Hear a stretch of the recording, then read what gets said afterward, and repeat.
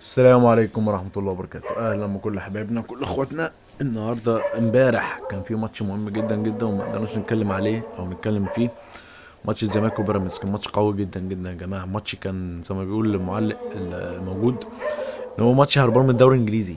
هو فعلا كان ماتش هربان من الدوري الإنجليزي، وعظمة الفرقتين إن هما كانوا بيلعبوا ب ب ب بقوة وبدنية عالي جدا جدا جدا. الفرقتين كانوا بيلعبوا بقوة جدا، وكان في روح في النادي الزمالك، روح غريبه جدا جدا موجوده امبارح. ان كل الناس كانت متوقعه ان الزمالك هيبقى المحطه الاخيره بالنسبه لكل البروباجندا اللي بيعملها الزمالك او لعيبه الزمالك، ان مثلا بيراميدز وهتقدر توقف الزمالك وتقدر تكسب الزمالك.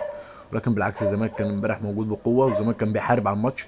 الزمالك ضيع اجوان فعل. العنوان ده انت ممكن ما تاخدوش في اي حته تانية الا في قناه كلام في الكوره. الزمالك ضيع فوز سهل وكبير على بيراميدز.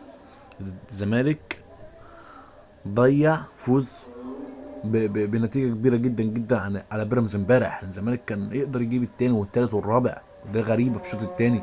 الزمالك ضيع اجوان غريبه في الشوط الاول وغريبه في الشوط التاني. الزمالك كان ممكن يطلع الماتش ده بثلاثه مستريح فعلا.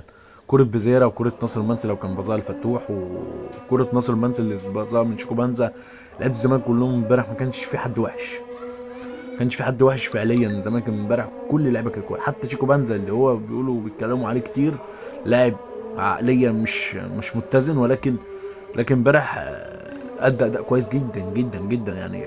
نزلوا معتمد جمال واحنا قلنا تغييره غريبه شويه، لكن لا، فعلا شيكو بانزا امبارح عمل مستوى رائع، مستوى غير اللي هو بيعمله.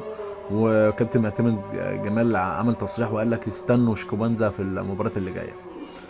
فارجو من كل الناس اللي بتتفرج على القناه وبتتفرج على الفيديو دلوقتي حالا دلوقتي فورا تعمل لايك واشتراك في القناه عشان نقدر نكمل في محتوى الكوره العالميه والاوروبيه. ولسه في فيديوهات كتير جدا نتكلم عن المباريات الاوروبيه والعالميه، وهنتكلم ايه اللي هيحصل في الفتره الجايه.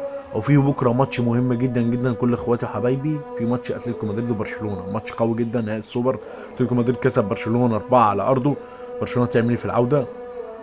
انا عايز اعمل فيديو كبير اشرح بقى برشلونه تقدر تعمل ايه، او عايزه تكسب تعمل ايه قدام فرقه اتلتيكو مدريد في الدفاعات القويه دي جدا.